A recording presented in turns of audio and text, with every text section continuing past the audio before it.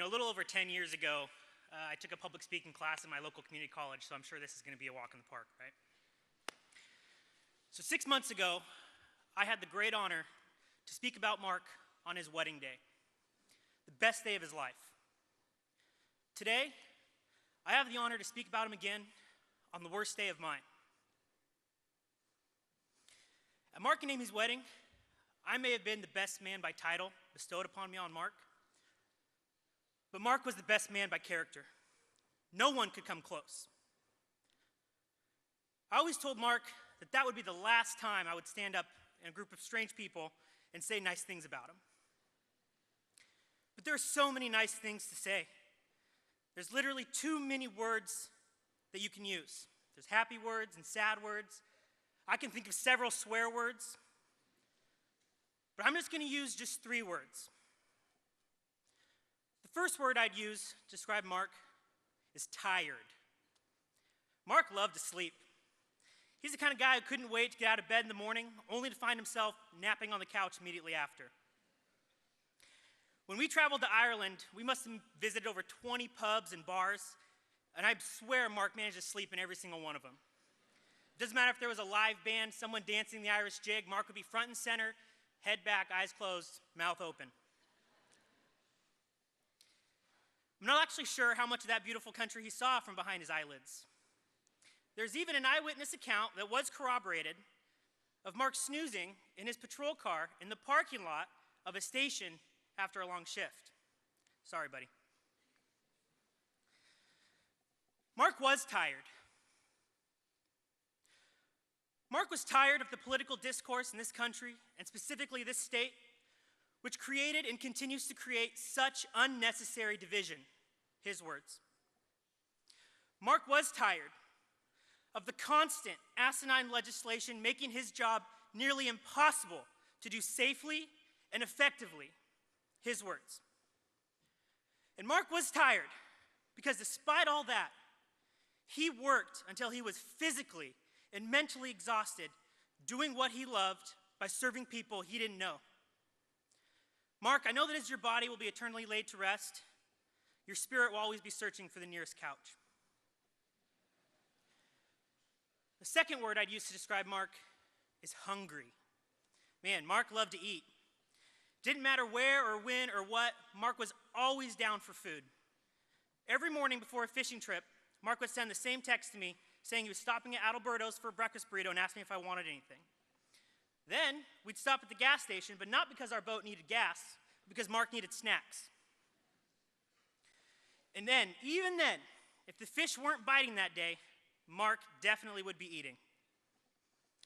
Mark was hungry. Mark was hungry to be the best cop he could be. He was hungry for growth, for opportunity, always moving forward for what was next. Mark was hungry for his friends. He was hungry for a good beer, hungry for that trophy bass. Mark was very hungry for his wife. Mark had an insatiable appetite for all of the best things in his life. And I don't think even heaven's prepared for Mark's enormous appetite. The third and final word I would use to describe Mark is yes. Mark was a yes man. He was always ready, able, and willing to do almost anything that was proposed to him. He was a yes man even when you didn't need him to be. It could actually get a little annoying at times. I would ask Mark, do you want to go fishing at the Delta or Lake Berryessa? Yes. Mark, do you want to eat In-N-Out or Chipotle? Yes. Mark, do you want cake or ice cream? Yes. You definitely couldn't ask Mark to make trivial decisions like that because you're always going to get the same answer. As long as Mark was doing something he loved or was with someone he loved, Mark was content, Mark was happy, and Mark was willing. When asked to save the life of a woman, a stranger, from a horrible accident, Mark said yes. When asked to respond to a call of a parent unable to control their disobedient teenager, Mark said yes. When asked to run towards gunfire when everyone else was running away, Mark said yes. And then we asked Mark the ultimate question: if he would be willing to sacrifice his life for people he'd never met. He gave us his answer.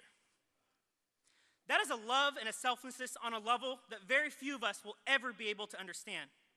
And I know that if we each individually ask Mark to watch over us, to love us, to guide us, and to protect us from beyond, his answer is and always will be yes. To the law enforcement community, in Mark's short career, he was the embodiment of what it is to wear the badge with respect, pride, integrity, honor. You've lost a brother. The thin blue line just got a whole lot thinner. This line is worn, this line is tattered, and it is on the brink of being completely unraveled. Now, there are those out there who would do just that. They would undo and tear this blue line apart that was so elegantly and finely threaded into the fabric of our society. They would rather see our friends, our neighbors, our families, our children suffer at the hands of criminals and savages than to reinforce and sew that line back together. They would rather a good man, a husband, a son, a best friend, a peace officer be murdered than to show support for our brothers and sisters who wear the badge. And despite all this, the line still holds. You still hold. We will pull ourselves up and we will come together. We will each take our single blue thread and we will weave it into a mighty rope. A rope that even Mark would be in awe of. Strong enough to move mountains, tight enough to hold back oceans.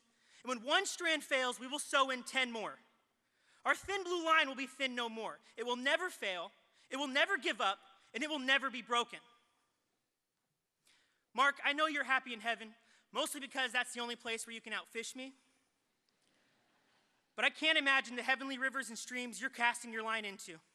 I know with every cast you're catching a trophy, and you're for sure taunting me. Mark, I want you to know that your life mattered. You mattered. And I promise that Amy will always have an army at her sides to lift her up when she falls. I promise that your sister Ayana and your parents will have your brothers and sisters in blue watching over them every day. And I promise that your memory will be honored and cherished, and you will never just become a statistic, a number at the bottom of a page. You will live on through each and every person that you have inspired, and I assure you it is a lot. Mark, I hope you find the internal rest that you've been looking for. I hope that your belly will always be full. And when the Lord and St. Michael call on you to join their fight against evil and call upon all of us, I know that you will respond with a loud and resounding yes. I love you, buddy. Until we meet again.